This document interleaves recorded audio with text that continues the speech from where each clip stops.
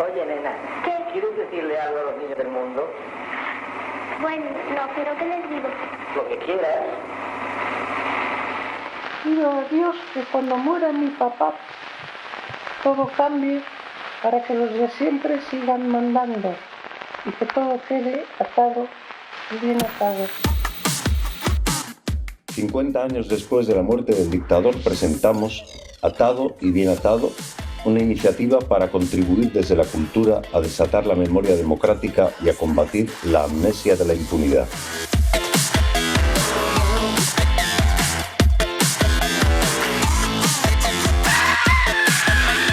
Ciclo de conferencias, podcast en vivo, obras teatrales, mapas de memoria y unas jornadas internacionales sobre las transiciones en Portugal, Grecia y España. Quisieron dejarlo atado y bien atado. Pero estamos aquí para desatarlo.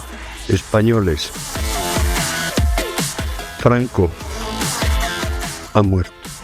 ¡Viva España!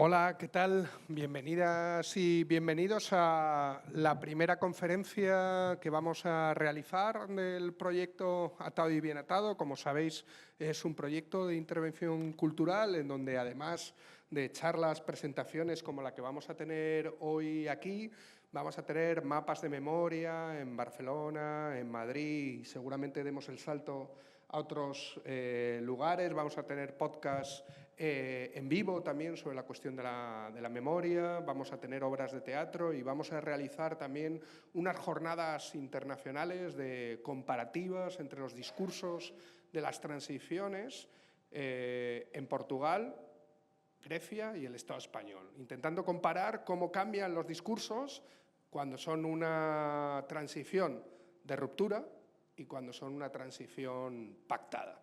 Esto y mucho más va a ser Atado y Bien Atado, y para nosotros la verdad es que es un placer empezar justamente con palabras contra el olvido, que pretende ser no solo la presentación de este libro, sino sobre todo un conversatorio, ¿no? Un conversatorio un poco recogiendo el espíritu del propio libro, hablando de la experiencia de las cárceles durante el franquismo.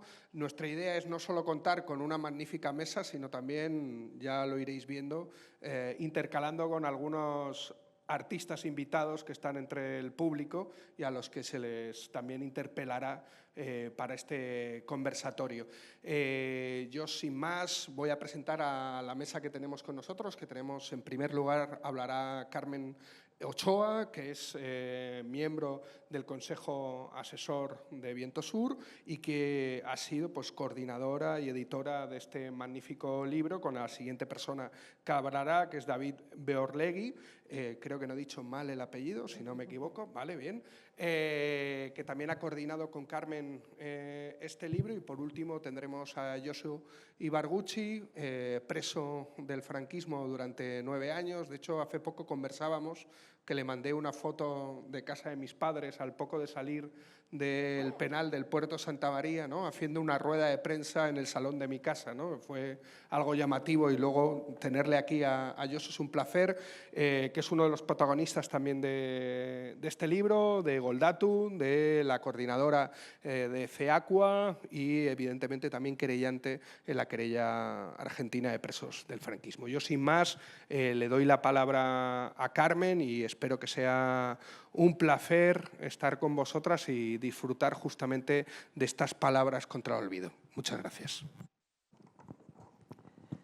Buenas tardes a todas y a todos, y vamos a empezar directamente porque tenemos luego el tiempo y queremos que la gente luego colabore, participe y pregunte. Bien, voy a presentar este libro, más bien voy a decir cómo se ha realizado este libro, desde cuándo se ha pensado, cómo ha sido el proceso, porque ha sido largo, interesante, apasionante y muy costoso al final con el tiempo.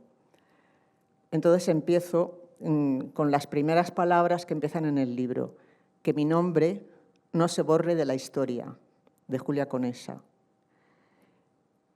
Ahora descienden contigo, intactos, limpios de sangre y olvido. Juntas manos, yerguen una mañana tan de carne, tan de perdón o ternura, como si aceptaran tu fracaso, los actos que no hiciste en el miedo y cansancio, en tu precoz abandono. Y los que visitaron las comisarías sintieron el desprecio agrio, las grises, sucias, desconchadas paredes, y los torturados, y los que salieron de la cárcel con una sonrisa enigmática y hermosa, con una luz de entretiempo, de penumbra y pausada espera, y el que fue asesinado en enero, estrellado en el patio cuando se cumplía el tiempo de las madrugadas, las noches inciertas, del poeta Antonio Crespo Massieu. Entonces, empiezo ya con el origen del libro. El origen del libro empieza en el año 2011. Ahí están las fotos que surgen, de las que surgen este proyecto. En el Ayuntamiento de Segovia decide transformar la cárcel en un centro cultural y entonces hace una última visita cuando todavía sigue siendo cárcel. Por alguna razón alguien les informa a estas personas de las que voy a hablar ahora, le voy a decir el nombre, que se puede visitar y entonces estos amigos se reúnen, estos amigos que son Sabina Arana, José María Galante, Chato, Miguel Gómez, Gus, Enrique Gesalaga, Kinki, Josu Ibarguchi, Xavier Armendariz, Jula. Entonces estos se reúnen en el centro cultural y aparece luego en el periódico esa primera fotografía que habéis visto. Cuando la vi yo en el periódico, no fui la única que tuvo la misma sensación, vi que en esa sonrisa de esas personas que estaban allí paseando en el sitio donde habían sido encerrados durante muchos años, algo había sucedido entre ellos.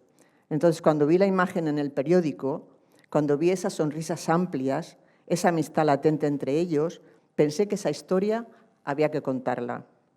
¿Cómo y cuándo llegaron allí? ¿Cómo había sido la trayectoria que les había conducido a la cárcel de Segovia?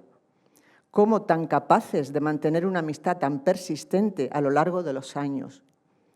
¿Cuál había sido su experiencia militante y carcelaria y qué fuerza tan enorme habían sentido que había sido capaz de mantenerlos unidos para el resto de sus vidas?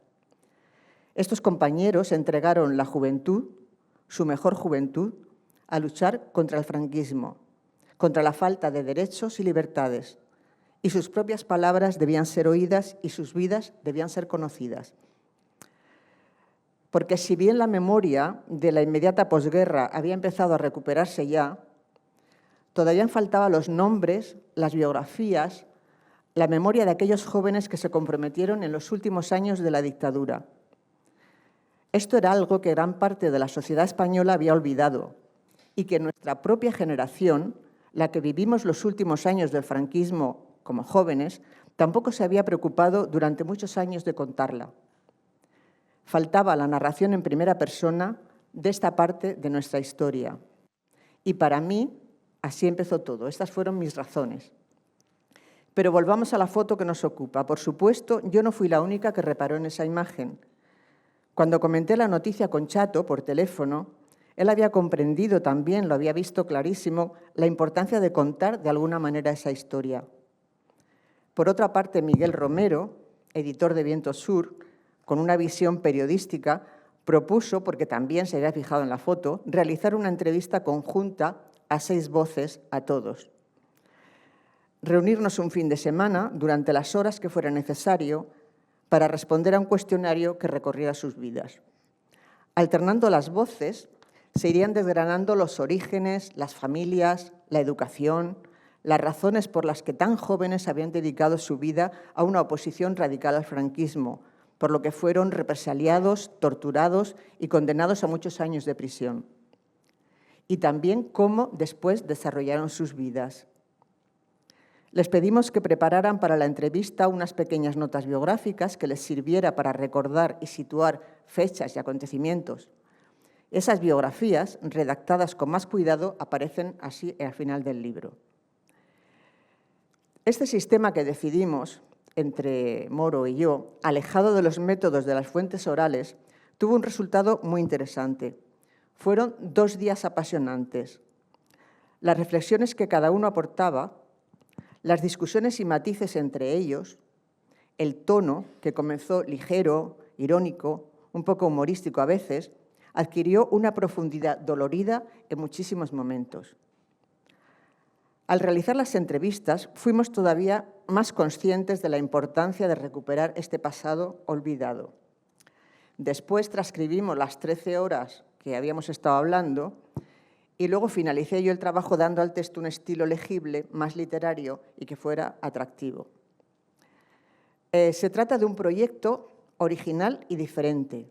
No se puede hablar de un trabajo que utilice la metodología de las fuentes orales, ya que ahí se maneja un sistema con unas técnicas rigurosas para realizar las entrevistas individuales, historia de vida de cada uno separados. Sin embargo, sí seguimos el esquema de las historias de vida para realizar el encuentro. Por otra parte, tampoco son biografías completas, puesto que el punto común son los recuerdos carcelarios. Pocos años antes de esta entrevista, en el 2004, yo formaba parte de un grupo de trabajo que, ayudados por el Seminario de Fuentes Orales de la Facultad de Historia de la Complutense, realizó un proyecto para preservar esta memoria cercana y al mismo tiempo desconocida para la mayoría. Entrevistamos a militantes de la Liga Comunista, de la Organización Revolucionaria de Trabajadores, de la ORT, del Movimiento Comunista, del Partido Comunista Marxista-Leninista, y le dimos el título de Militancia y resistencia en el tardofranquismo y la transición, desde el 65 hasta el 82. Éramos conscientes, este grupo, de la edad y del paso del tiempo y del peligro de que se perdieran las voces de gran parte de los informantes. Recogimos las historias de vida, las entrevistas, las digitalizamos y tanto las voces como las transcripciones las llevamos al archivo de la Complutense, para que no se perdieran. Pero ahí se quedó el trabajo, para uso de historiadores especialistas. Y sin embargo, con este vimos que eso nos servía, no queríamos eso, queríamos que fuese conocida por todo el mundo. Sin embargo, este libro, fijaos, va a aparecer, después de los años que estoy diciendo, en el año 2023, un retraso de muchos años. Las razones son también muchas, unas vitales, otras por la participación entregada a proyectos más urgentes, y en otros momentos por la salud, mejor la mala salud y la muerte en muchos casos. Miguel Romero, ya con la salud mermada incluso en la época de la entrevista, incluso un día ni siquiera pudo ir porque tuvo que estar en el hospital, dedicó sus fuerzas durante estos últimos años suyos a la revista Viento Sur, a la organización de sus apasionados y exitosos foros. De vez en cuando recogíamos este proyecto y hablábamos de sus posibles formatos, y sus últimos momentos llenó de pasión por los nuevos proyectos políticos que en esos momentos nos movían a todos. Pero todo se apaga con su muerte en 2014. Por su parte, Sabina Arana dedicó su tiempo a la Comuna, a la Asociación Memorialista Goldatu, a colaborar con la querella argentina. Pero su salud, también delicada desde la juventud, no le permitió continuar y murió en septiembre de 2013. José María Galante, Chato, se volcó también en la querella. No había pueblo, comunidad, que no conociera su valor, su simpatía y su empuje. Allá donde una víctima quería hablar, donde se quería formar un grupo para reivindicar los derechos de las víctimas, allí estaba él. Resume muy bien su trabajo la película El silencio de los otros y los diversos viajes a Argentina con la querella, pero el COVID pudo con él y también muere a finales de marzo de 2020. Y a los demás nos había arrastrado una ola de participación en una nueva forma de hacer política desde 2011, que nos hizo también dedicar mucho de nuestro tiempo y esfuerzo a intentar llegar un sueño a la realidad. Varias veces a lo largo de estos años, Justa y yo, empujadas por los protagonistas del libro, que siempre decían, ¿por qué no lo terminamos? ¿Por qué no lo terminábamos? Hablábamos de terminar el proyecto. Pero por fin fue la entrada, en octubre de 2020, en nuestro pequeño grupo, la entrada de David Beorlegui, que era un joven historiador, ya con el tiempo ya no es tan joven, un joven historiador de Navarra, lo que le dio el último empujón a este trabajo. David estudió el material y vio el potencial que tenía.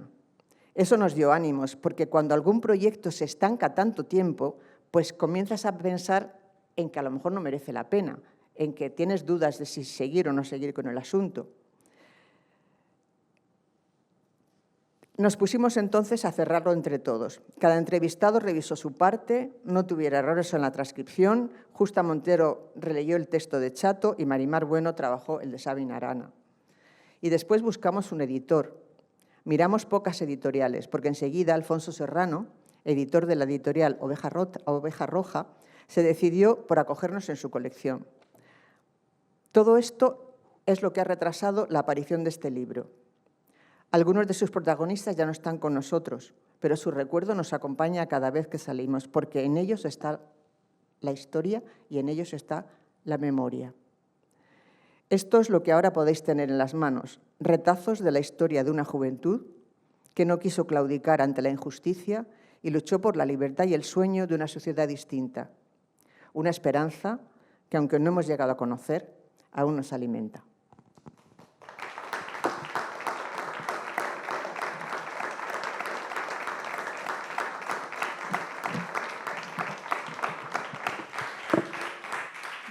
Vale, muy bien, pues allá voy. Yo me voy a limitar a contextualizar un poco el libro y luego pues ya cederé la palabra a Josu, que tiene cosas más interesantes que contar probablemente. Pero bueno, pues básicamente, ¿de qué va este libro, no? Pues este libro cuenta la historia de unos amigos que se conocieron por primera vez en la prisión de Segovia, recluidos en la misma celda. Ahí se encontraron los 6 jóvenes y es ahí que se conocieron. Y bueno, pues en esa misma cárcel también lucharon juntos e incluso consiguieron fugarse, aunque fuera temporalmente, de la misma. Y es, por tanto, creo, y en este orden, pues una historia de amistad, una historia de prisiones y una historia de militancia, de compromiso revolucionario, ¿no? En el sentido fuerte que esa palabra tenía en los años 70, capaz de costar la vida a muchas de las personas pues, que osaron levantar la cabeza por rebelarse contra la criminal dictadura de Franco, ¿no? Y bueno, curiosamente, pese a ser un libro que tiene muchos momentos de indudable épica, como el hecho de fugarse de la cárcel, pues es sobre todo una historia muy conmovedora, muy humana. Y yo creo que eso es porque es una historia contada con mucha sinceridad, ¿no? A diferencia de muchas autobiografías en las cuales siempre se ve una voluntad más o menos consciente de adornar un poco la vida de uno, pues yo creo que el tono que se alcanza es muy especial, y es precisamente muy especial por cómo se realiza la entrevista, ¿no? O sea, el contexto de producción de esa entrevista, que os comentaba aquí la compañera Carmen, ¿no? En 2011 este grupo de amigos se reúne para visitar el sitio donde se habían conocido, la cárcel. Y allí, en ese mismo sitio, digamos, donde la memoria está ahí condensada entre esas paredes, pues empiezan a recordar la celda donde estaban, pues donde hicieron el túnel para escaparse, pues por los paseos que se daban por la prisión, etcétera, ¿no? Unas circunstancias, pues sin duda adversas, en las que se habían conocido, sobre todo teniendo en cuenta que habían sido objeto también de horribles torturas y pasando temporadas muy largas en aislamiento y tal. Y bueno, pues digamos esa actividad política, de algún modo, el sumum es que cuando desemboca en la fuga del 5 de abril del 76, en la que huyen 29 presos políticos, ¿no? Por un túnel excavado por una persona que está por aquí en la sala. Y bueno, pues en los momentos inmediatamente posteriores a ese encuentro es cuando optan por encerrarse en casa y hacer esa entrevista, o mejor, ese intenso proceso de rememoración colectiva guiado por 2 personas, ¿no? Miguel Romero y la propia Carmen, que eran 2 personas de su círculo más íntimo, y eso creo que es importante también y explica el tono de sinceridad que adquiere la entrevista, ¿no? Ese testimonio colectivo, ¿no? Porque, bueno, pues ellos mismos se van estimulando la memoria, ¿no? ¿Te acuerdas cuando estábamos ahí? Y digamos que es un formato pues inusual, ¿no? Pero muy atractivo, arriesgado, sin duda, podía haber salido mal, como decía. Pero bueno, el resultado es muy armónico realmente, ¿no? Armónico también en cuanto al coro de voces, ¿no? Que compone, que está muy equilibrado, ¿no?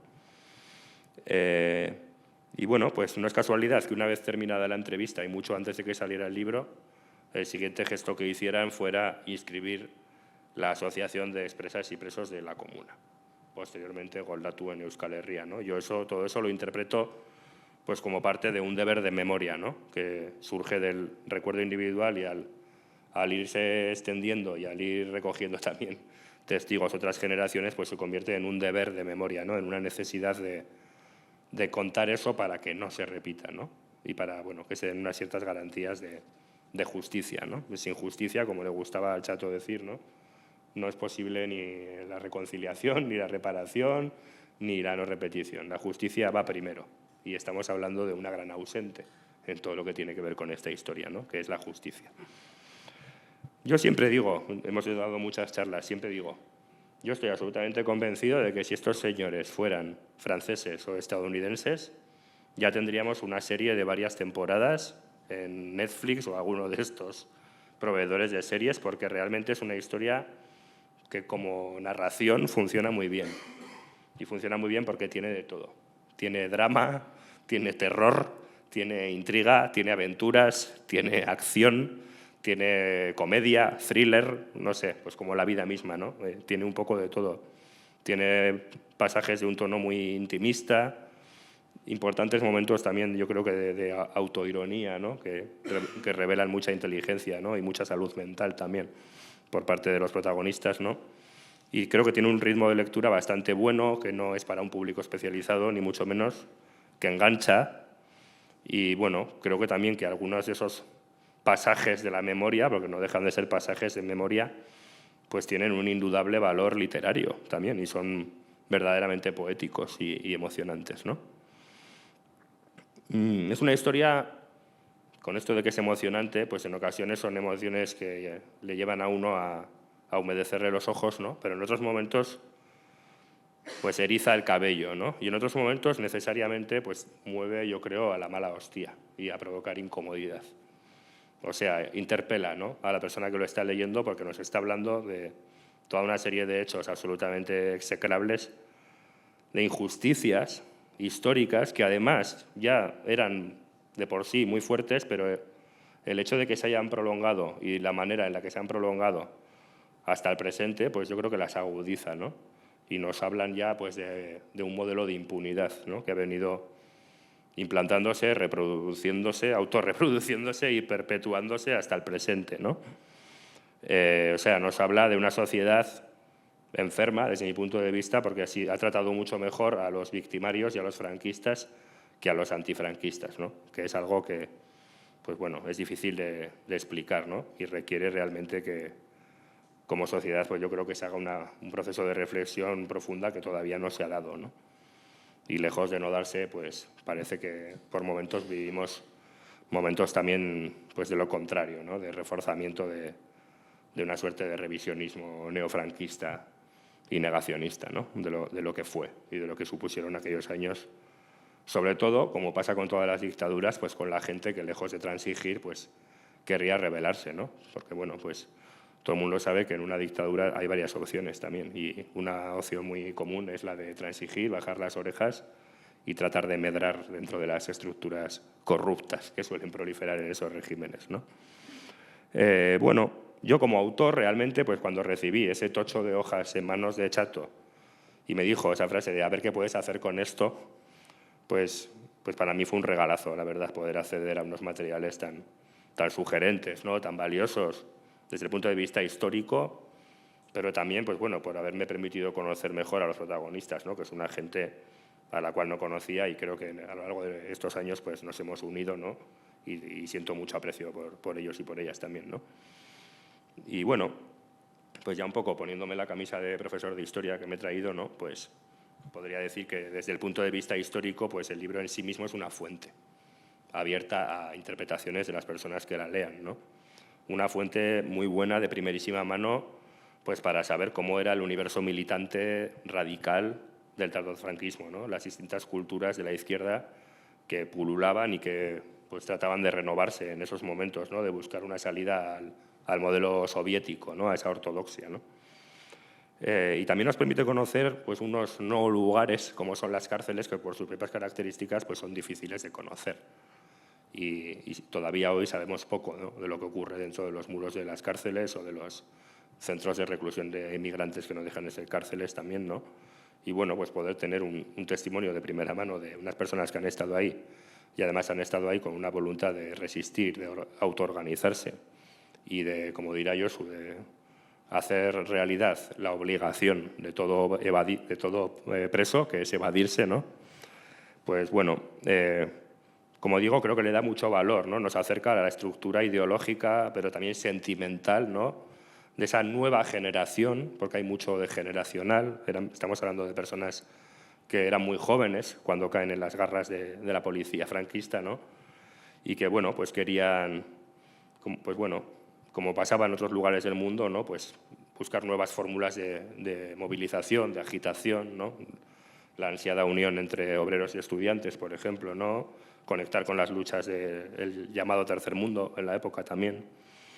Y bueno, pues creo que lo ilustra muy bien, ¿no?, ese estilo, el libro, ¿no? Y nos ofrece un relato muy distinto, desde luego, del que todavía sigue dominando en torno a la mal llamada transición, que yo mismo he denominado transición en muchas ocasiones, pero que a día de hoy me prefiero llamar postdictadura, porque me parece que es un término que es más jugoso para rascar en lugares incómodos, ¿no?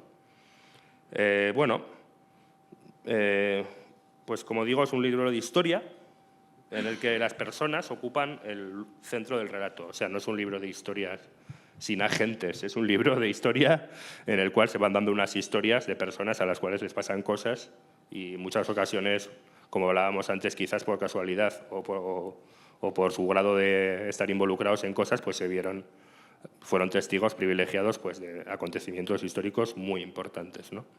Nos permite también ver los distintos escenarios donde se estaba dando la lucha contra el franquismo, ¿no? El escenario fabril, el mundo obrero, que aparece bastante por los orígenes de dos de los entrevistados, el mundo estudiantil, universitario, sobre todo en Madrid, donde también pululaban algunos de los protagonistas, y también el nuevo nacionalismo vasco, diríamos, que se iba agrupando en torno a ETA a finales de los años 60, ¿no? Esos jóvenes nacionalistas radicalizados que estaban insatisfechos con la actitud del PNV, ¿no?, que consideraban, pues, demasiado moderada. Y luego, como decía, otro escenario menos conocido, que es el propio frente carcelario, donde también se están dando luchas, fugas, debates políticos, posicionamientos que también aparecen reflejados en el libro, ¿no? Y por último, pues bueno, lo que era el contexto internacional también, ¿no? Estamos hablando de París 68, Portugal, Vietnam, pues bueno, muchos momentos bonitos e ilusionantes que particularmente desde dentro de las prisiones pues se vivieron con mucho optimismo, ¿no? y que daban fuerzas para seguir hacia adelante, ¿no? Y bueno, pues eso nos lleva a que estas historias nos llevan a la memoria o a las memorias que hay en el libro, ¿no? La memoria de la cárcel, también memorias individuales de toda una serie de personas concretas con sus propias aspiraciones, sus desengaños, sus sueños. También la memoria colectiva de este grupo de amigos, pero en buena medida extrapolable, yo creo, a buena parte de los presos del franquismo. Y no se nos puede escapar, y me gustaría ir concluyendo por ahí, ¿no?, pues que el hecho de que se opte por compartir estas historias en el momento actual pues tiene un componente muy importante afirmativo y de resistencia. ¿Qué quiero decir con esto? Pues que estamos hablando de personas que, pese a ser víctimas de hechos horribles, nunca han sido víctimas, entre comillas, victimizadas, sino que se reivindican como supervivientes. Es ahí de donde sacan su voz, ¿no? También experimentaron una derrota política que a todas luces fue dolorosa, porque basta con levantar la cabeza para ver que la sociedad en la que vivimos no era la sociedad por la que estaban luchando y por la cual se movilizaban. Pero creo que pese a haber sido derrotados políticamente, nunca se dieron por vencidos ni por vencidas, ¿no? Y de hecho en algunos casos están hasta demasiado activos, diría, y activas, que cuesta hasta tomar un café con ellos y con ellas. Y bueno, pues provocaba antes eso, ¿no? Hablaba de la incomodidad, de la injusticia histórica, de las continuidades que hay también con esas lógicas dictatoriales y con los premios que se han dado a perpetradores, que a día de hoy pues siguen ocupando cargos de gran relevancia en los poderes político, económico, judicial o mediático. Creo que el modelo de sociedad que tenemos hoy y las injusticias y desigualdades que van en aumento, pues como decía, tienen poco que ver con lo que defendían entonces. Por eso no haremos nada bien si solo recordamos una parte. En ese sentido me gusta ver el libro como un bálsamo, ¿no? Por un lado contra el negacionismo neofranquista, pero también frente a la despolitización de la memoria, que algunas formaciones de la izquierda pues creo que en ocasiones han incurrido en unas lecturas que llevan a despolitizar la memoria e incluso a volver esa memoria contra nosotros, ¿no? Como si fuera una suerte de fuerza paralizante. Y bueno, pues sin necesidad ni voluntad de mitificar ni edulcorar nada, pues creo que hay que reivindicar el valor de estas pequeñas historias que hacen la historia con mayúsculas y que, bueno, que apuntan en lo que algunos llamaban pues, los renglones torcidos de la transición, ¿no? O los ángulos muertos, ¿no? Y en estas páginas creo que hay un recuerdo importante de lo que pasó, pero también de lo que podía haber pasado, que en cierto sentido abre las puertas a lo que puede pasar en el futuro. Muchas gracias.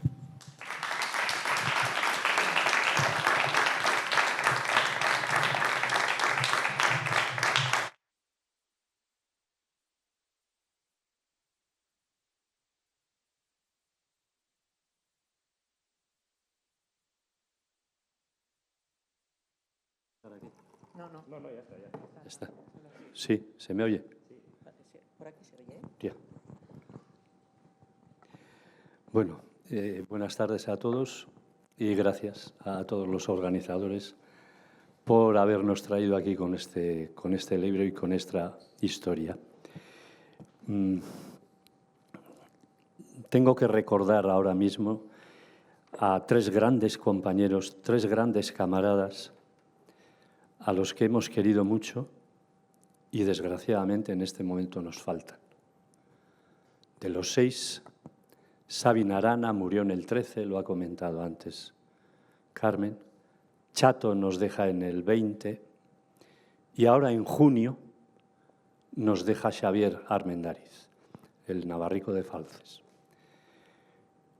Pues hay un vacío muy grande entre nosotros. Quedamos de los 6, quedamos 3. Y uno no ha podido venir hoy, pero que estamos 2 aquí para responderos a lo que luego nos vayáis preguntando. Efectivamente, como ha dicho David, esta no es más que la historia de una amistad, pero es una amistad bastante especial. No es la amistad de los amiguetes de barrio que luego se desarrollan y en los institutos y crean cuadrillas y crean grupos de amigos. Es la historia de una amistad forjada por y en la lucha antifranquista. Y esto es un elemento muy importante.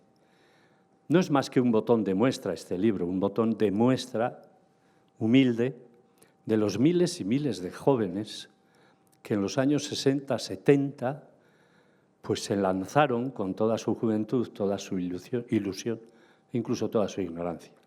Pero se lanzaron en la lucha antifranquista contra esa dictadura que generalmente en sus familias había dejado un pozo horroroso. Y esos jóvenes en los años 70 y 60 empiezan a llenar las cárceles franquistas. En el área nuestra, Basauri, Martutene, pero también Carabanchel y otras prisiones se empezaron a llenar durante esos años de cantidad de luchadores. Algunos se iban a los meses, pasaban, pero se iban, y otros terminamos en fuertes penales y con grandes condenas. Somos los 6, somos de orígenes sociales, culturales e incluso políticos bastante diferentes, es curioso. Han dicho antes que nos juntamos y nos conocimos los 6 en Segovia. 4 éramos de familias perdedoras. 2 eran de familias, vamos a decir, afectas al régimen. Entre los 4 de las familias, vamos a decir, perdedoras, 2 eran de familias republicanas, rojas, vamos a decir, y otros 2 eran de familias más abertzales, nacionalistas vascas. De manera que esto era un pupurrí. Pero fue un elemento de reflexión incluso entre nosotros cuando decíamos, ¿cómo carajo nos hemos reunido nosotros? Bueno, pues fue una puñetera casualidad, porque coincidimos todos primero en la misma cárcel Y coincidió que la propia dirección de la cárcel, sin nosotros pedirlo, nos metió en una celda especial. Las celdas de Segovia eran individuales, en todo caso metían a 2. Pero con 3 celdas correlativas echaron paredes e hicieron un dormitorio donde metieron 6 camas, 6 camastros, una mesilla y un váter. Y ahí se les ocurrió meternos a nosotros. Bueno, pues nos vino de cine, claro, porque convivir tanto en una celda hace mucho. Y nos vino de cine porque ahí empezamos a preparar el primer intento de fuga. Pasábamos todas las noches escribiendo con tinta simpática, con zumo de limón, en los libros que teníamos que sacar a la calle, pues enviando cantidad de mensajes. La cárcel siempre ha sido, y la hemos entendido, y creo que la mayoría que pasaron por allí, ha sido una herramienta represiva que todos los sistemas lo tienen, no solo el franquismo. Pero la transformamos de alguna manera con nuestra juventud, la transformamos en una herramienta universitaria también. Éramos jóvenes aterrorizados con todo lo sufrido y visto en las comisarías, pero teníamos unas ansias grandes todavía en nuestra juventud de conocer fuertemente el sistema que nos estaba oprimiendo. Y eso nos llevó a estudiar mucho. Y eso nos llevó incluso a evoluciones ideológicas pues, más asentadas de las que portábamos, por ejemplo, a la entrada de la cárcel, ¿no? Hubo periodos diferentes en tantos años de prisión. Bueno, pues yo, por ejemplo, tuve la mala suerte primero de caer a la cárcel con un accidente y herido. Sufrí 2 años de soledad en la prisión de Yeserías, yo solito como preso político y rodeado de presos comunes. Afortunadamente, tengo que decir que mi experiencia, y creo que la de la mayoría de los presos comunes hacia nosotros, estoy hablando del año 69, año 70, pues era de bastante respeto. Hubo otros compañeros que pasaron, por ejemplo, por la cárcel de Ocaña entonces, y lo pasaron fatal, porque los carceleros eran franquistas, falangistas, gente del régimen que, bueno, lo pasaron muy, muy mal. La represión fue terrible, la que atravesaron por allí. Hubo cárceles también más distendidas, las llamadas de segundo grado, como la de Jaén, e incluso la de Segovia, que terminó siendo una cárcel bastante distendida y es la que provocó en esa distensión que fuéramos capaces de preparar 2 intentos de fuga. Atravesamos también como prisioneros, en el sentido de prisionero metido entre 2 paredes, preso de alguien, momentos de mucha tensión. Por ejemplo, el 20 de diciembre del 73, cuando se cargaron a Carrero Blanco, que voló muy bien, en Soria nos metieron en la cárcel, nos metieron en las celdas inmediatamente. Y nosotros apreciamos que los carceleros estaban muy nerviosos y el telediario que no nos dejaron ver a la noche antes de meternos a las celdas. Y bueno, y nosotros nos fuimos a las celdas, ya nos habíamos enterado por un casual que Carrero Blanco había volado, y imagínate tú lo que eso te supone a ti si ves a tus carceleros también como muy nerviosos. Estás en sus manos, y estás en manos de la dotación de la Guardia Civil, que sabes que está fuera de la cárcel, además, como para entrar en cualquier momento, ¿no? Son momentos de tensión muy fuertes, incluso los momentos de la propia transición, ¿no? Los últimos fusilamientos del año 75, lo mal que lo pasamos en la prisión de Segovia ya todos, una huelga de hambre de 25 días queriendo seguir luchando y de alguna manera arrimarnos a toda la lucha que se estaba dando en las calles por todo el Estado. Bueno, tampoco pudimos conseguir nada. También había momentos con los indultos que se iniciaron tras la muerte del enano, ¿no? A partir del 75-76, Veíamos que salían algunos compañeros, pero otros estábamos ahí que no teníamos ninguna, pero ninguna esperanza de salir, porque teníamos bastante ruina. Ruina era la expresión que utilizábamos por los años de condena, ¿no? Hay otros momentos que a veces se nos preguntan, oye, pero bueno, vosotros en lo cotidiano, en lo vivencial, ¿cómo lo llevabais, no?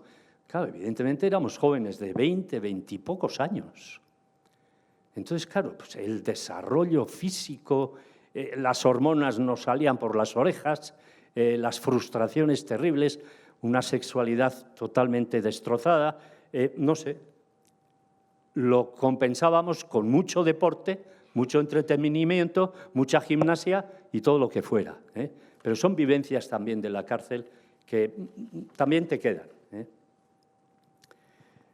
Lo han dicho antes, la frase que más utilizábamos era que la primera obligación de todo preso es escapar.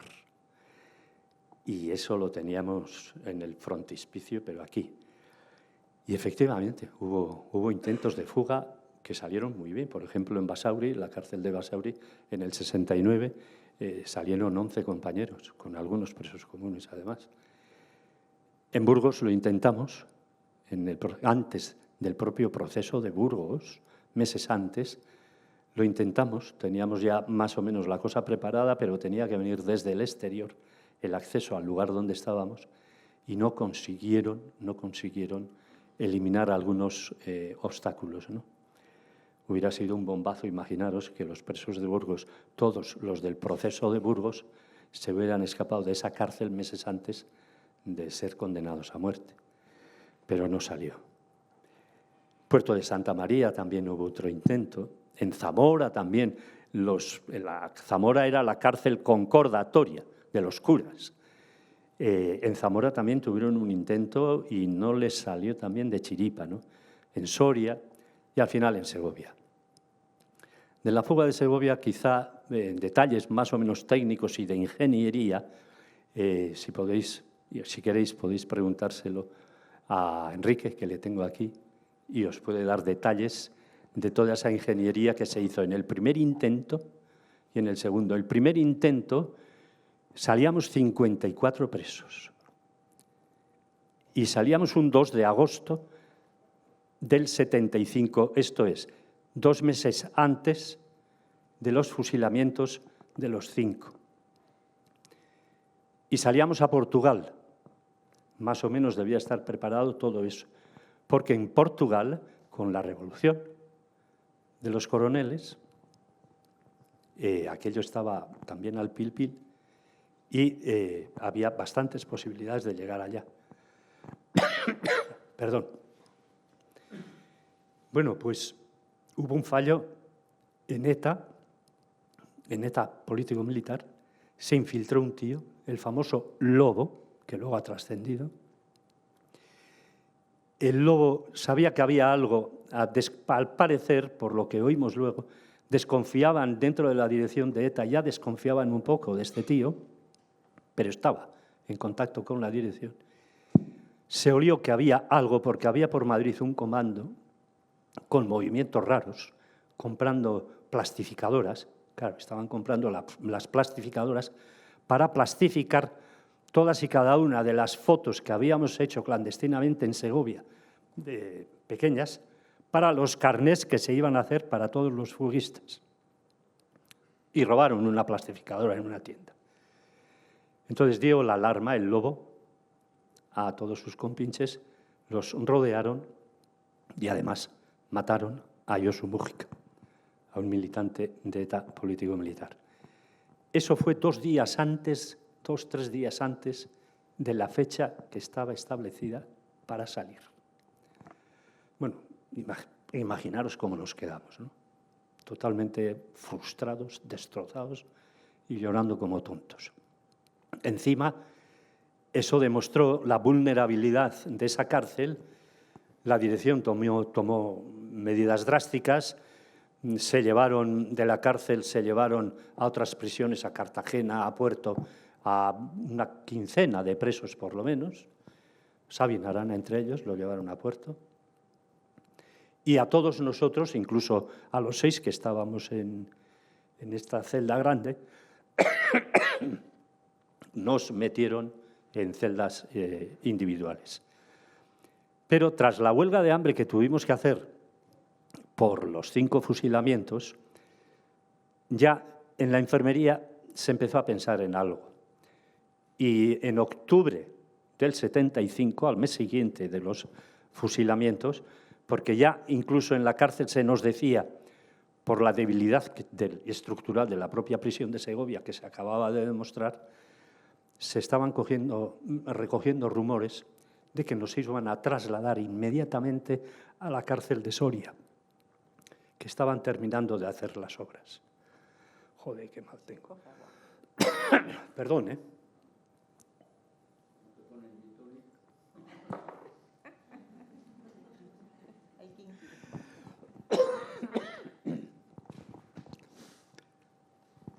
No sé por dónde iba ya me has liado. Sí, la segunda fuga. Sí, bueno, la segunda fuga ya por esas premuras, ¿no?, de que nos van a trasladar a Soria, se empieza a pensar en ello.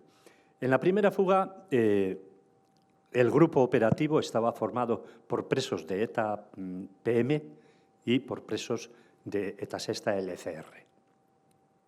En este segundo intento son los propios presos de ETA PM que nos dicen, quizá con algún intento de compensar lo frustrado de la primera caída, nos dicen, bueno, de esta nos encargamos nosotros. Nos advierten que va a haber un preparativo, en principio una investigación para saber cómo habían quedado las alcantarillas de la prisión después de haber intervenido nosotros en ellas. Habíamos cerrado ya barrotes en los recorridos debajo de la prisión de las alcantarillas, habíamos cerrado barrotes para el primer intento. Se trataba de saber, primero, si esos barrotes seguían cerrados y, segundo, si habían metido más medidas de seguridad. Entonces, se accede de nuevo a la alcantarilla y nos damos cuenta que no habían tomado ninguna medida. Ninguna medida en los barrotes, seguían cerrados y solo abrieron una boca de entrada cerca del centro de la cárcel. Bueno, pues ya se empezó a pensar en el acceso. El acceso se complicó bastante por unos bates de fuera, pero a nivel interno se logró, nosotros apoyamos todo lo que pudimos, y se logró el operativo. Salimos 29 presos de la cárcel un 5 de abril, salimos perfectamente en un camión camuflado hasta el Pirineo francés, cerca ya de la frontera con Francia. En la cárcel, por lo que nos dijeron los que se quedaban, no se enteraron de que les faltaban 29 presos hasta el siguiente recuento de las 6 de la tarde. Desaparecimos a las 2 de la tarde después de comer.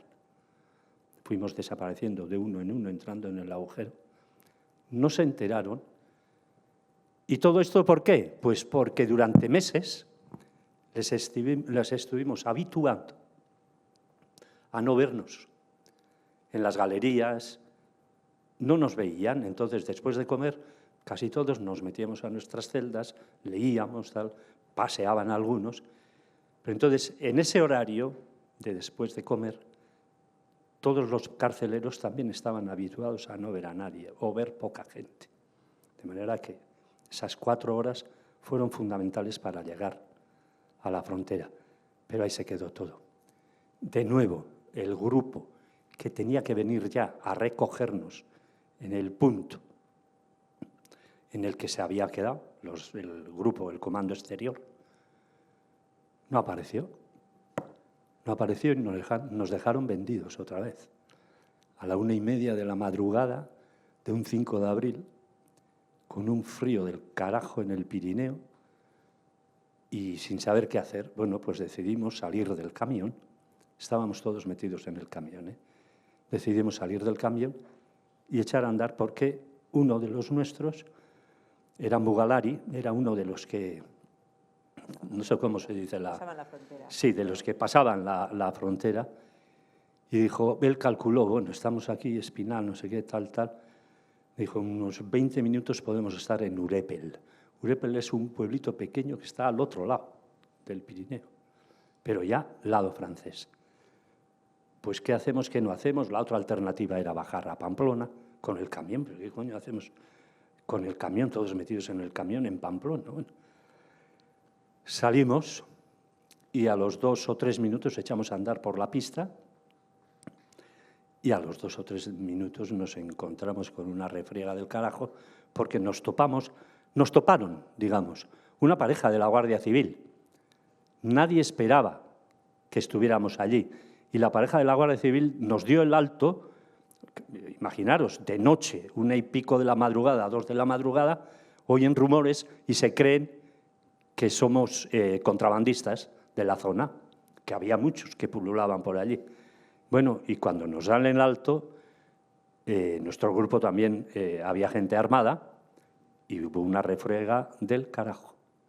Entonces eso nos extendemos todos por ahí, nos perdemos todos, echamos a correr como podemos y al día siguiente, a la mañana siguiente y al día siguiente nos fueron deteniendo como a conejos porque llevaban un montón de cuerpos de la Guardia Civil. El resultado, un muerto, Oriol Soler Sugrange, catalán, y 4 heridos.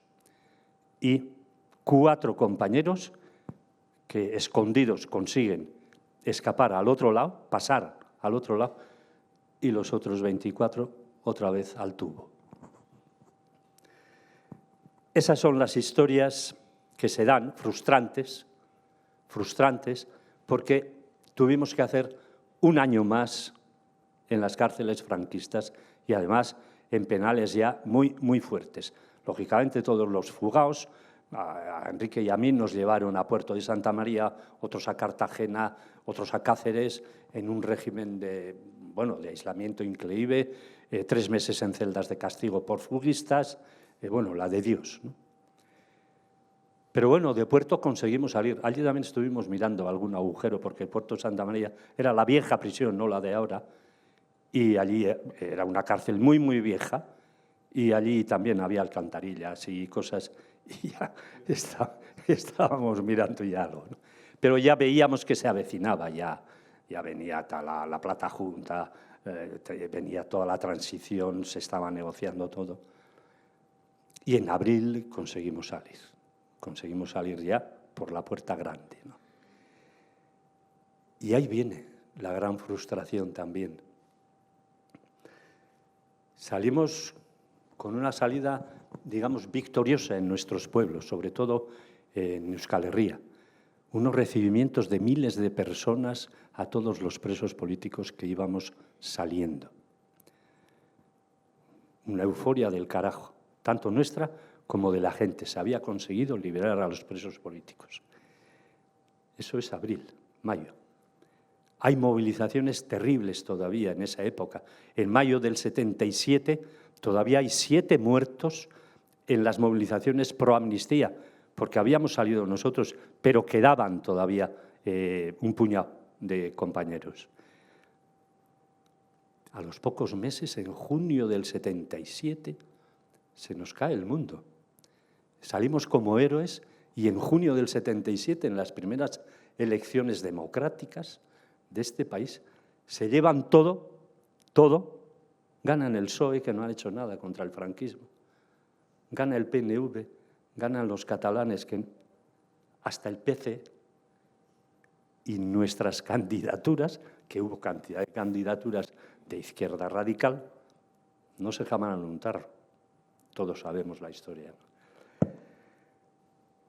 Esa es la parte más difícil de analizar, de lo que significan, no sé, los movimientos de masas en general, ¿no? Porque te han aupado y en muy poco tiempo se han olvidado de ti y encima han votado a otra gente que apenas ha hecho nada contra el franquismo, ¿eh? Nos ha quedado la satisfacción de haber conseguido y mantenido estos fuertes lazos entre los 6. Ha sido para mí, al menos, lo más importante. También con nuestras compañeras, porque al salir de la cárcel nos fuimos viendo Cada uno nos fuimos arrimando a donde podía y a algunas compañeras también. Y al final hemos terminado de conformar un grupo, no ya de presos, sino también de presos y compañeras de vida nuestra. Se ha vulcanizado, esta relación se ha vulcanizado. No la entendemos sin vernos y sin siquiera, no sé cómo decir, nos teníamos que hablar por teléfono, nos hablamos por teléfono todavía, los que quedamos, pero lo mantenemos, y esto es importante. Estos lazos también nos han llevado, abandonando incluso a militancias activas en partidos políticos, todos hemos andado configurados en partidos políticos de izquierda, ¿no? Pero decidimos, la mayoría, mantener una actividad de memoria reivindicativa. Y eso nos volvió a unir, de lucha contra la impunidad que se mantenía aquí, de lucha incluso contra el modelo de impunidad español, que se mantiene, y sabemos todos cómo. Reivindicar, en definitiva, la necesidad de seguir luchando, ¿no?, por sistemas políticos y un mundo bastante más libertario. Para terminar, deciros que este libro hablado es el compendio de una generación que lanzó a la lucha con grandes ansias de libertad a miles y miles de jóvenes, ansias que pensamos que todavía existen. Y algo estamos viendo estos días con con lo de Palestina, ¿no? Y por lo que tenemos que seguir luchando. Algunos seguimos pensando que hay que seguir luchando porque esta democracia de tan baja calidad no es, desde luego, por la que luchamos entonces. Gracias.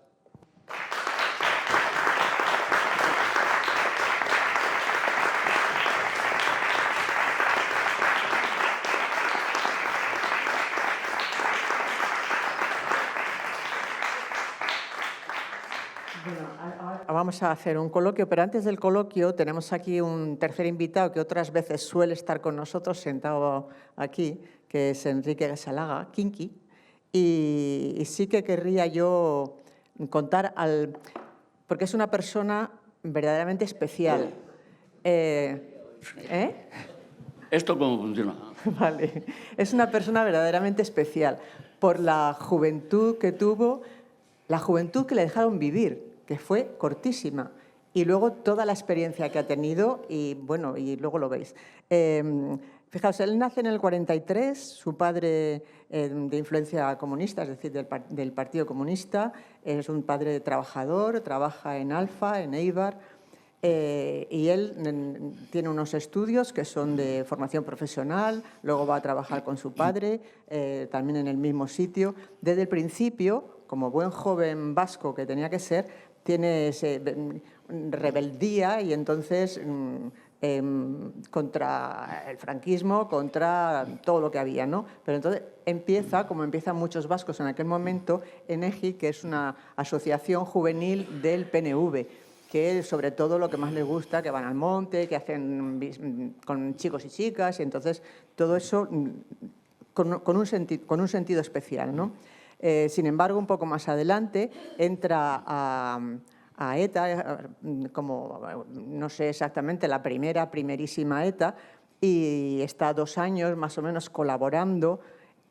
Es decir, realmente cuando está en ETA de verdad, a los 3 meses de estar, le ponen con otros compañeros de la misma edad en una berrieguna para poner como pequeños explosivos en distintos sitios. Entonces ellos van con los explosivos en esos sitios, los explosivos no funcionan nunca, pero ellos, una vez que terminan el acto, se marchan a esconderse después en Santander.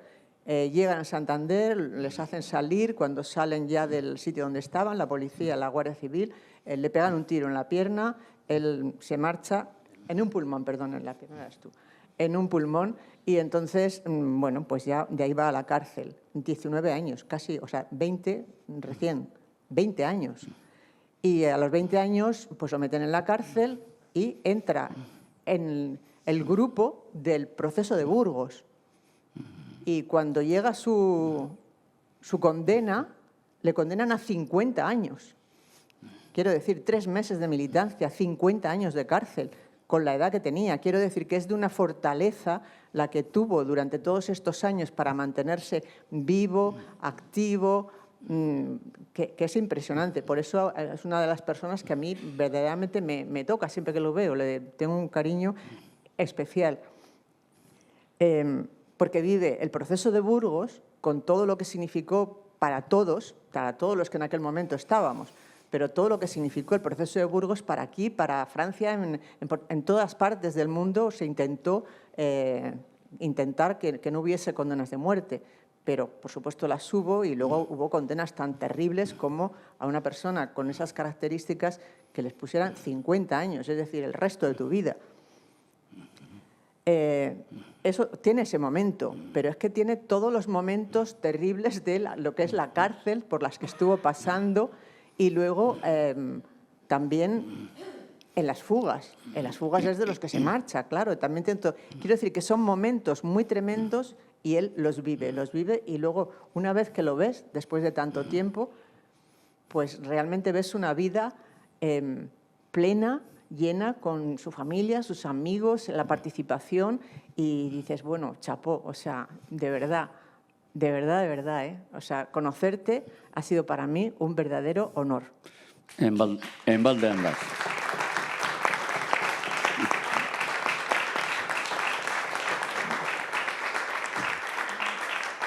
Los otros también, pero tú en especial. Y si quieres contarnos el proceso de Burgos, que lo cuentes de maravilla, cuéntate... Sí. No prosigas porque la traición está hecha. O sea que... Él no quería participar. No, soy pequeño, pero no tan tonto, ¿no? Pero algo sí. Pero la traición ya la habéis hecho, sobre todo mi amigo, entre comillas, que dice que yo os daré detalles más precisos de las cosas que habéis hablado, de los temas esos. Justo lo que no sé hacer, dar detalles.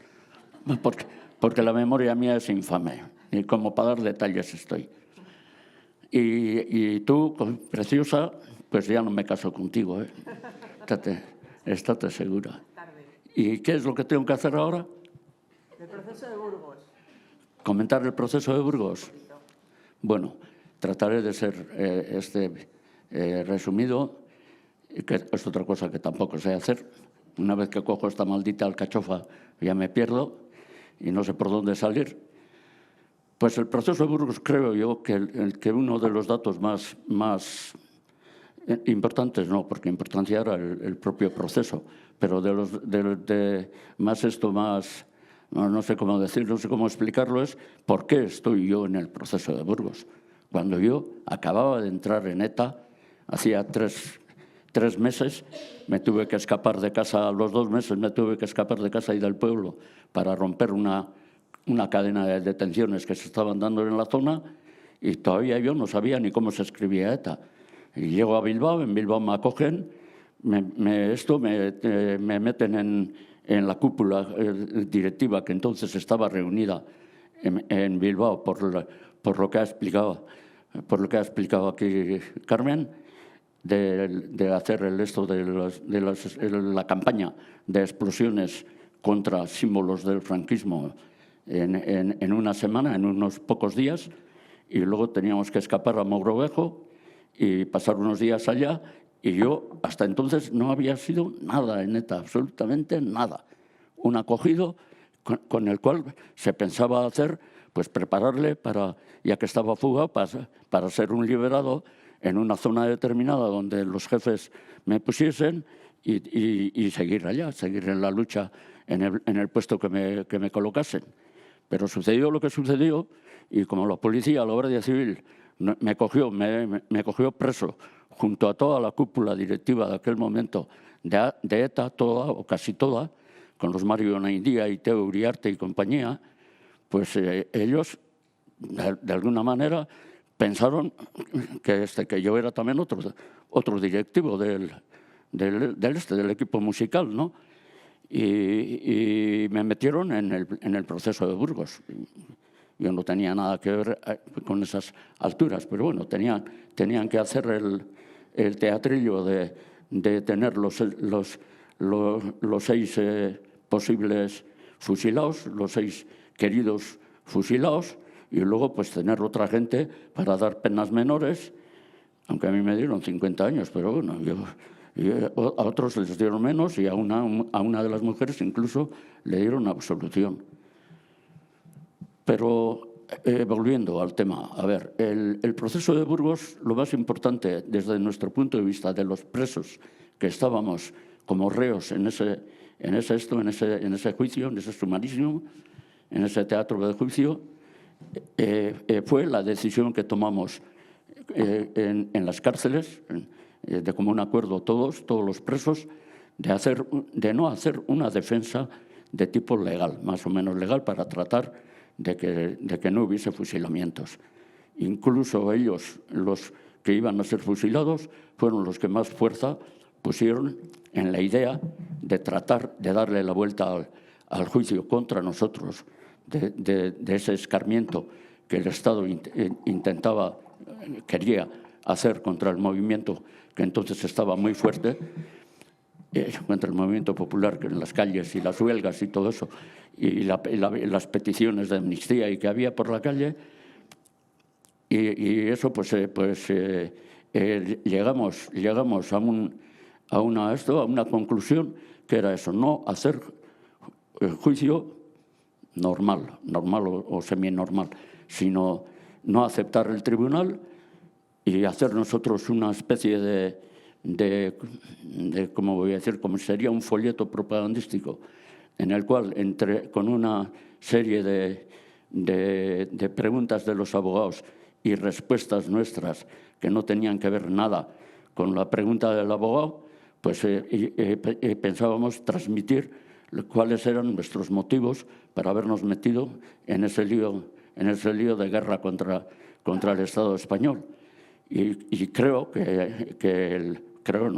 es seguro, está reconocido en muchos sitios, está completamente reconocido que conseguimos que al finalizar el juicio saliese esa especie de comunicado por partes, por partículas, y encima no tuvieron los cojones para fusilar por lo menos a 3, porque creíamos que iban a fusilar a los 3 que les habían doblado las penas, y no tuvieron valor por las presiones exteriores que habían y por la lucha de populares que habían.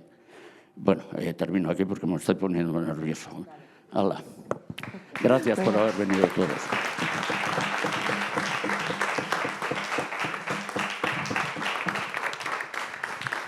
Pues encantados estamos si queréis preguntar algo, queréis participar de alguna manera, porque yo tengo aquí apuntado una cosa que también, por decir, ¿no?, la transición de la que se ha hablado aquí, se han nombrado varias cosas, pues hay que tener en cuenta que la transición tiene como unos 300 muertos, o sea que es una transición poco clara, ¿no?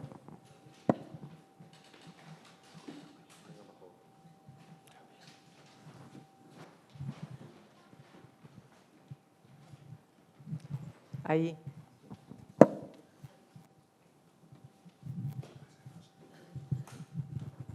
Sí, se oye, ¿no? Sí. Bueno, yo por iniciar, porque siempre cuesta el primero que pregunta algo o dice algo, a mí me parece que, aparte de todo lo que habéis dicho en el libro, hay 2 o 3 cuestiones que se podían mencionar, por lo menos, ¿no?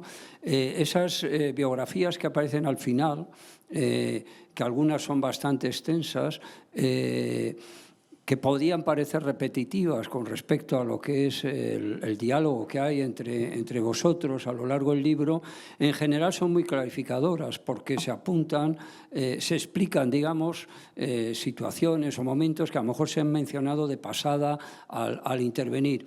Y hay aportaciones realmente valiosas. Yo pienso que, por ejemplo, todo lo que menciona creo que es él fundamentalmente, Chato, en cuanto a la lucha en las cárceles, porque Chato llega un momento en que ante la condena que le ha caído se da cuenta, dice él, que mi lucha tiene que estar aquí dentro porque no va a salir o no va a salir en mucho tiempo, que son enormemente valiosas desde un punto de vista además histórico, ¿no? Y con acontecimientos que se relatan que muchas veces son además estremecedores, como es ese suicidio que hubo en la cárcel de Carabanchel de un transexual, me parece que además del cual abusaban la policía allí y se arrojó por el patio central, ¿no?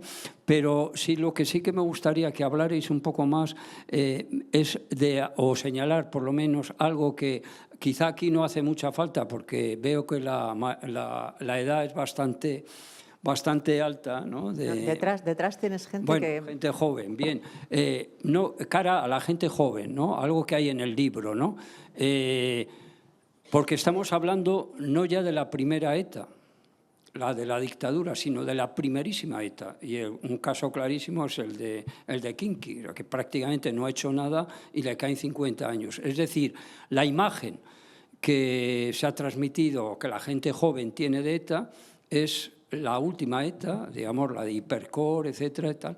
Y esto que planteáis ahí no tiene nada que ver, y que contaréis también un poco cómo en la misma cárcel se da vuestra evolución ideológica, ¿no? Como entráis dentro de ETA y evolucionáis a ETA, esta asamblea, que os va a ocasionar, y podríais también mencionar algo de eso, cuando salís y volvéis a Euskal Herria, hay ese primer momento de ese gran recibimiento, pero luego, digamos, la ETA que ha quedado, digamos, os hace una especie de vacío, os aísla porque os considera marxistas, no auténticos nacionalistas, etc. Bueno, mencionar alguna de estas cosas si os parece, o desarrollarlo un poco más. A ver si alguien quiere preguntar algo más también para...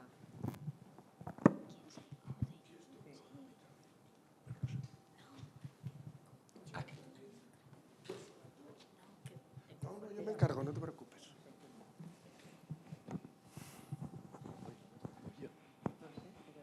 Si queréis empezar con esta y luego si hay más... Si hay más y la subimos, si hay una persona... No, pues venga. Bueno. Si hay una persona, es que así juntamos porque...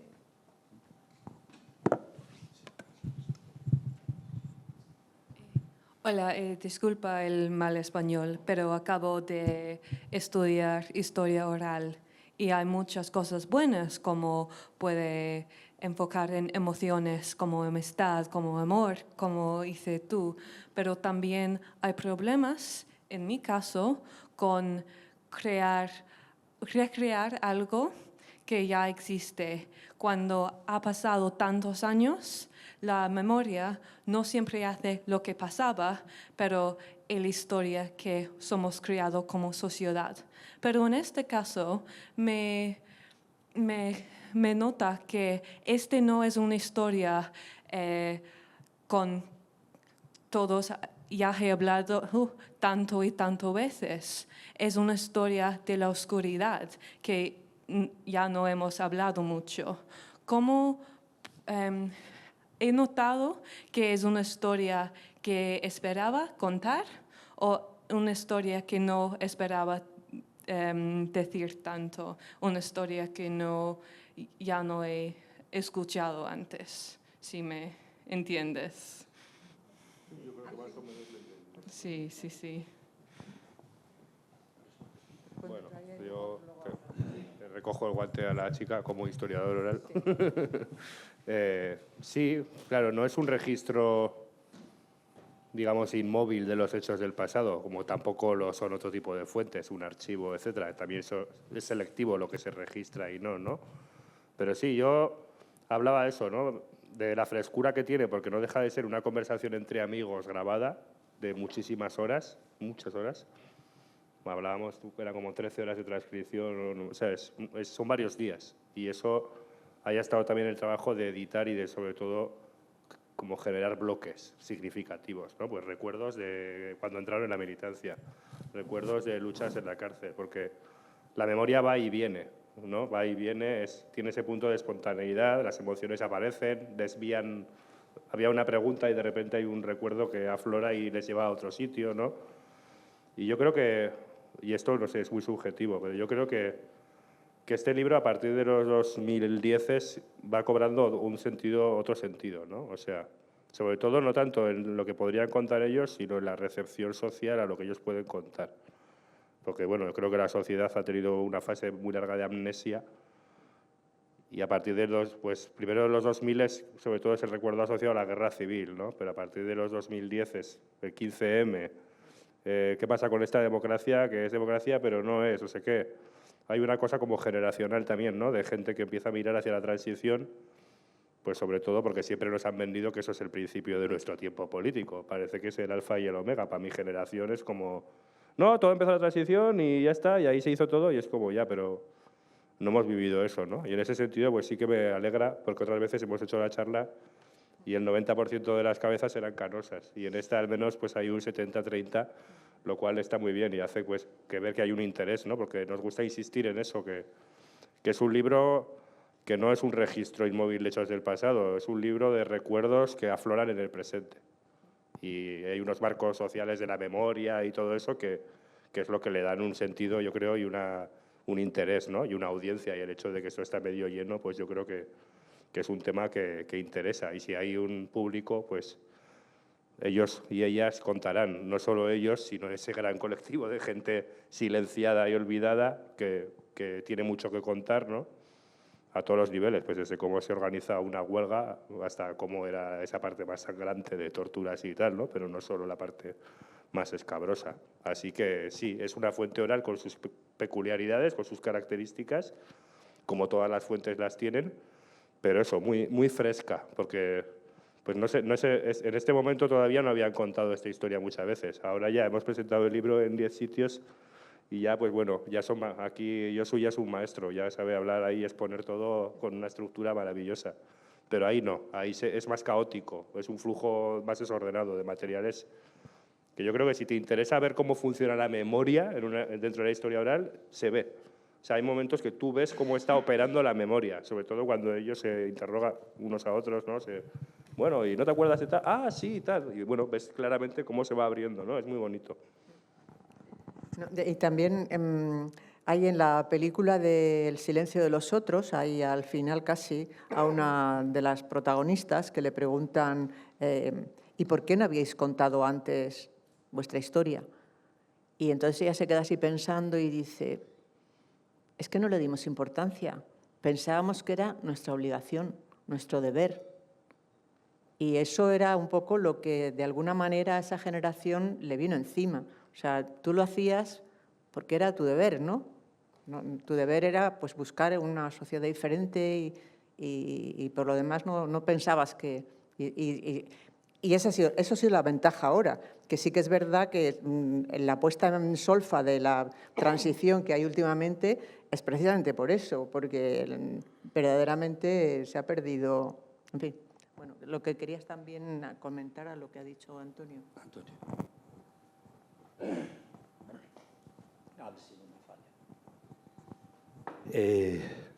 Sí, ahora sí, ¿no? Voy a intentar hablar suave porque tengo la garganta como un estropajo. A ver, hablar de ETA es hablar de todo un movimiento magma, un movimiento social de jóvenes que a los que les une en principio la única ideología más o menos abierta que tienen. ETA se funda en el año 59 y empieza su actividad más o menos grande pues a partir de los 60-61. El eje central es la lucha contra el franquismo y la liberación de Euskadi, punto. Gora Euskadi askatuta y punto. Entonces, en ese magma ideológico las cosas se tenían que ir tensando en función de la actividad y se tensaron. ETA se ha roto como media docena de veces. Media docena de veces fueron saliendo escisiones. Una de las más importantes del año, 63, 64, sale un grupo importante que luego son los padres de lo que fue el MC. El MC os suena a todos. Pues de ahí sale un grupo que es el MC. Luego terminaría siendo el MC. Estoy hablando del año 64.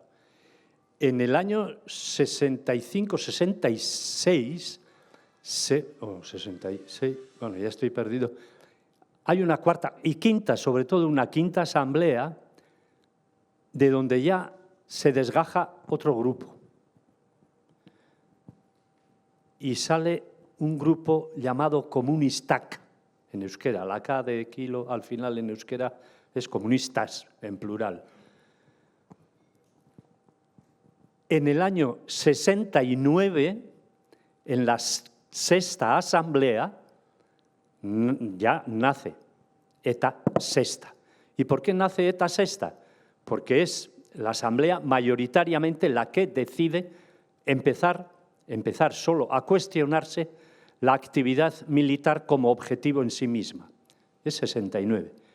Y quedan una minoría, queda como ETA quinta, se empiezan a autodenominar ETA quinta, pero es que curiosamente es la que más arrastra a la gente, porque es que la actividad callejera y de empezar a poner petardos, pues es lo más atractivo, punto. Y no querían más ideología. Y además, como ETA sexta empezaba a hablar ya, no solo de utilizar, en todo caso, el aparato militar como autodefensa, y también, por ejemplo, sí se utilizaba mucho para hacer atracos, para conseguir fondos en la banca. Pero también ETA sexta empieza a plantearse elementos marxistas. Empieza a plantearse, por ejemplo, la necesidad de coordinar mejor la lucha con el resto de organizaciones que hay en el Estado, que luego termina justamente fusionándose con la Liga Comunista Revolucionaria. En el año, desde el 69, 70 hasta el 73. Y todavía hubo una temporada bastante larga que la organización oficialmente se llamaba ETA sexta-LCR. Pero ETA quinta seguía dando palos, pero solo dando palos. Luego aparece una ETA séptima y una ETA octava de grupos diferentes, incluso una ETA octava aparece en el 78 ya. O sea, que ha habido siempre, esto ha sido un magma del carajo, como creo que han sido siempre todos los movimientos que salen de rollos sociales con poca consigna, y una consigna que arrastra a cualquiera en determinadas circunstancias, como en este caso pues la dictadura franquista. También la memoria, voy a decir que en Euskal Herria por lo menos, también la memoria de las familias de todos estos jóvenes, porque son familias absolutamente represaliadas solo por un detalle, pero un detalle muy importante. Porque a nuestros padres no les dejaban hablar en euskera. Hable usted en cristiano, donde iban donde los funcionarios, a cualquier policía. El capitán Muñecas, la gente de Zarauz, todavía se acuerda cuando paseaba. Zarauz entonces era un pueblito muy pequeño, bastante más pequeño de lo que soy. El capitán Muñecas, vestido de guardia civil con sus 40 años jóvenes, subido en un caballo, paseaba por Zarauz y decía a la gente que oía en euskera, y en Zarauz prácticamente entonces hablaba euskera todo el mundo, decía a la gente que venga, que háblame en castellano. O sea, esos elementos son muy importantes también, los que generan, claro, estás apreciando un rechazo a tu propia cultura, a tu propia manera de ser y a todo lo que ha pasado tu familia. Entonces, esos son elementos, en el caso de Euskal Herria, que generan un magma como muy importante pues para echarse al monte, para empezar a pelear contra la dictadura, porque el objetivo efectivamente era ese, la dictadura. Son la Guardia Civil y todo el aparato represivo los que están en contacto contigo, no está Franco contigo, pero es la Guardia Civil y la que está en contacto contigo la que te está represaliando permanentemente. En las manifas, en los saltos que preparabas, en todo, te sacudían a ti y te metían a ti en comisaría y te torturaban. Para completar el cuadro histórico y algo también sobre los polimilis. Creo que no has comentado nada de los polimilis. Espérate. Bueno. 3 minutos, sí, bien. Estaba hablando de toda la procedencia que se da en ese movimiento. Pero es que los polimilis, lo que acaba de decir Enrique, es una fracción más que se divide ya en el 74-75. 74-75. Y también empieza por ahí, político-militar. Y los otros se quedan en ETA M, ETA militar.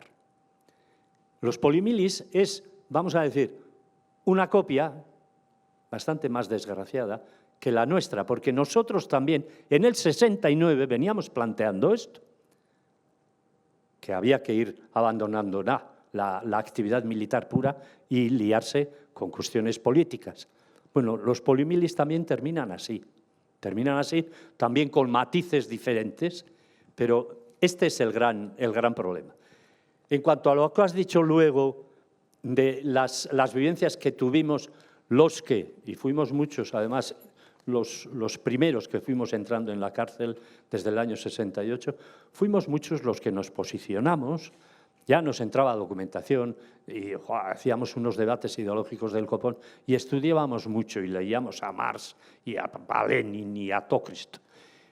Entonces, ahí ya nos posicionamos claramente con esa alternativa, incluso de unificación, con la LCR como organización revolucionaria también.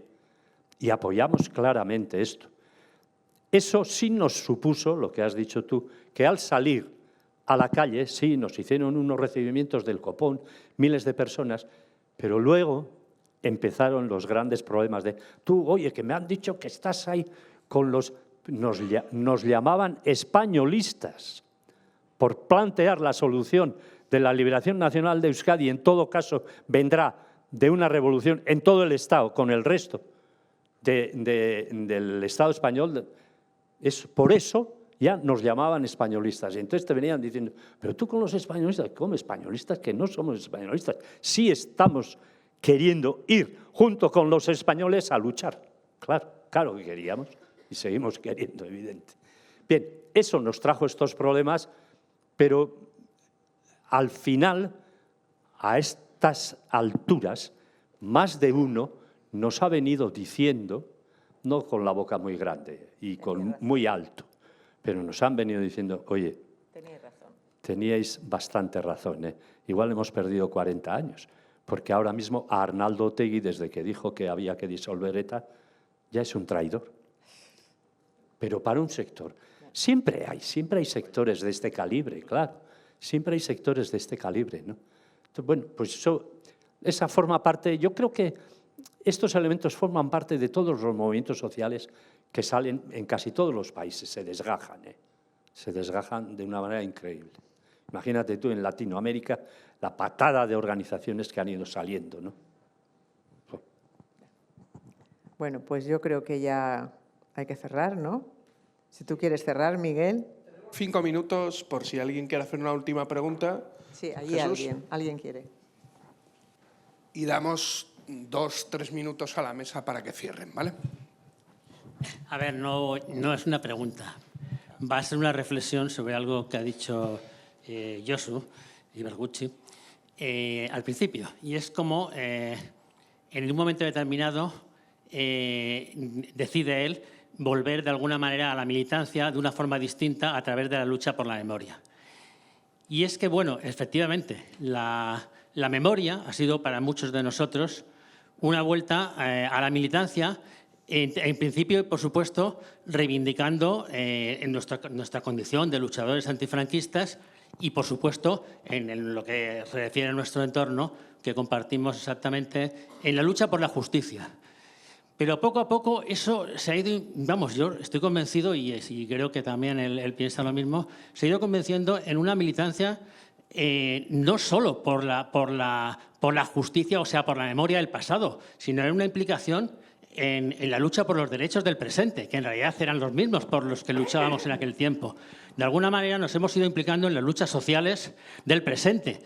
Y también hemos llegado también al convencimiento de que nuestra lucha por la memoria no era solo la lucha del presente, sino porque garantizar todo eso por lo que seguimos luchando hoy, lo mismo que luchábamos entonces, es también sentar los cimientos de un mundo mejor para el futuro. O sea que yo lo digo siempre, que nuestra memoria no es solo la memoria del pasado, que también lo es la memoria del presente, pero por encima de todo es la memoria del futuro. Si tiene sentido luchar por la memoria, es para hacer un mundo mejor. Ahora que estamos hablando, implicados a tope en estas luchas en defensa de los derechos del pueblo palestino, es por eso, porque queremos un mundo en el que eso no vuelva a ser posible, porque el genocidio es algo que se ha sufrido en el siglo XX y no queremos que eso vuelva a suceder, que tenemos que terminar ahora y no queremos que vuelva a suceder.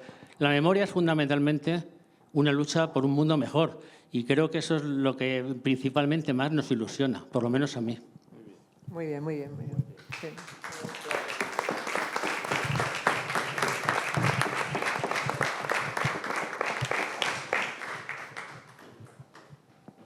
¿Quieres cerrar algo?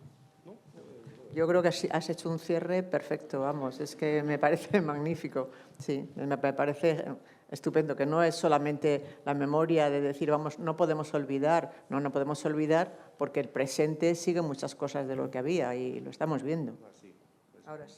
Sí, que si alguien quiere comprar el libro, Alfonso, el editor, ha traído también algunos, así que, pues bueno, os los pueden firmar o lo que sean. Y luego que vamos a ir, que nos hace mucha ilusión, en enero, febrero, por ahí, vamos a ir a la cárcel de Segovia a presentar el libro, que ahora es un centro cultural, y estamos muy ilusionados por eso.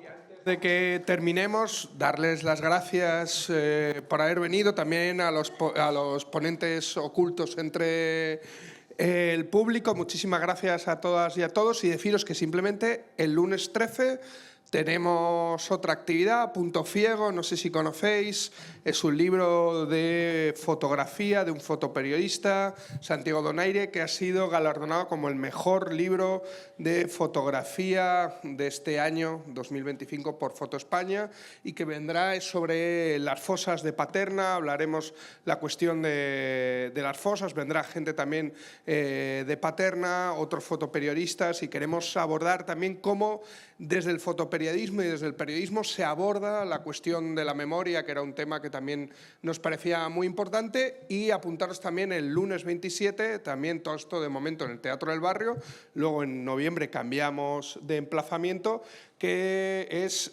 Sin feminismo no hay memoria. Justamente con diferentes compañeras como Justa Montero, y que hablaremos de diferentes elementos, y lo podéis encontrar todo en la web del Teatro del Barrio y ahí sacar vuestras entradas, que son gratuitas. Muchas gracias. Gracias a todos.